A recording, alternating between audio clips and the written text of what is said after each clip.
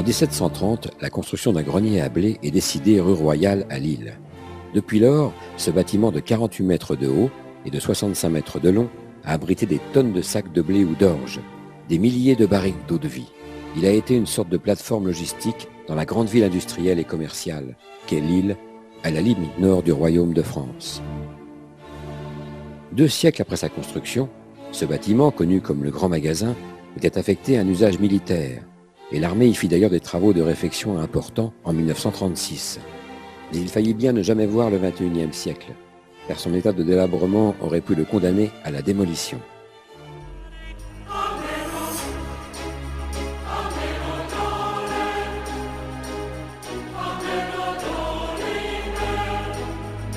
Dans les années 80, ce bâtiment, pourtant inscrit à l'inventaire supplémentaire des monuments historiques, était presque mort.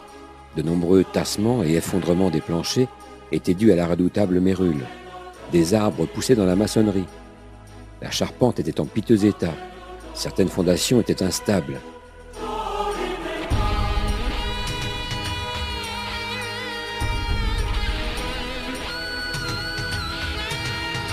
Cet immense vaisseau, qui menace ses ruines, a aussi connu quelques avatars immobiliers assez rocambolesques avec divers propriétaires. Finalement, en 2003, un investisseur parisien, Buildinvest, rachète le Grand Magasin pour en faire une résidence de qualité.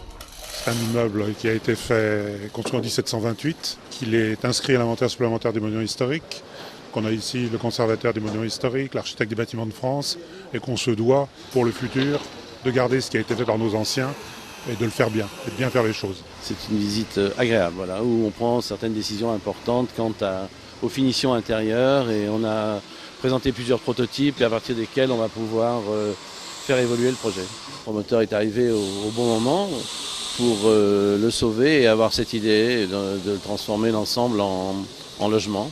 Les réussites ont été les rénovations de l'hôtel Alliance, de l'Ermitage gantois, ainsi que nos études approfondies du bâtiment Grand Magasin, ont décidé le maître d'ouvrage à confier les travaux à FH Construction Lille Métropole et à nous demander d'apporter toute notre expertise pour trouver les bonnes réponses à la question centrale du projet.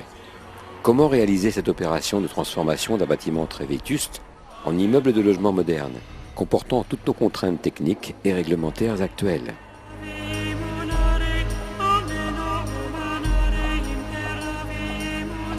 C'était un véritable défi lancé à notre intelligence collective, à notre technicité, à nos savoir-faire, un défi que nous avons relevé.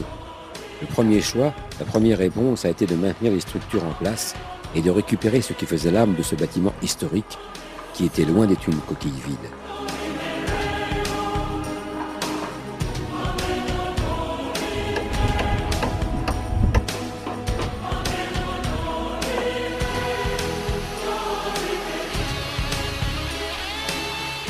Des micro-pieux à 20 mètres ont permis de consolider les fondations défaillantes.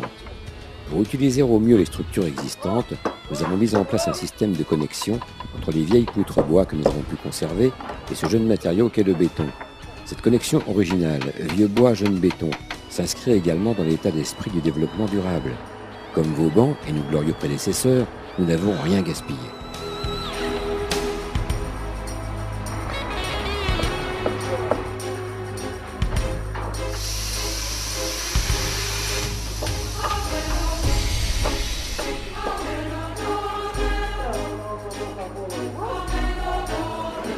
Il y a eu aussi de nombreux moments d'échange et de convivialité dans la vie de ce chantier, comme ce petit déjeuner dans la période de Noël.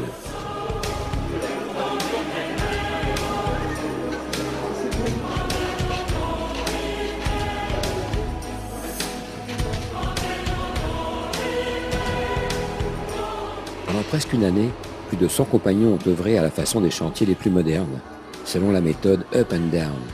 À partir d'un niveau intermédiaire de l'édifice, ils ont travaillé à la fois par le dessous et par le dessus en utilisant la structure du bâtiment. Un chantier comme celui-là met naturellement en évidence les limites de l'industrialisation, de la standardisation de nos techniques actuelles.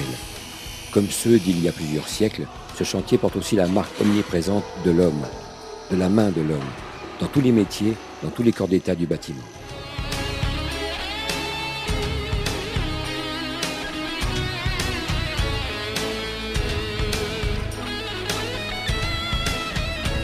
Le génie des hommes du bâtiment qui font l'entreprise, c'est sûrement ça aussi. D'une génération à l'autre, on se passe le relais, on se transmet des techniques et des savoir-faire.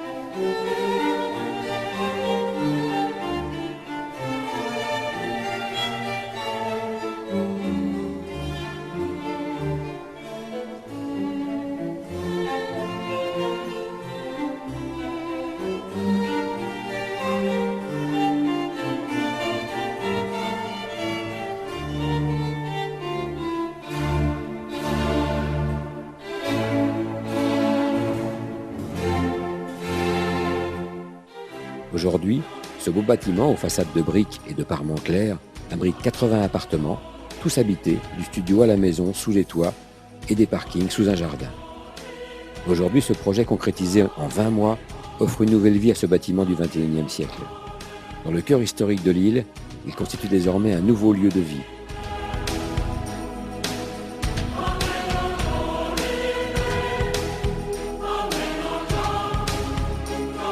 Un point de repère, une histoire chargée d'avenir.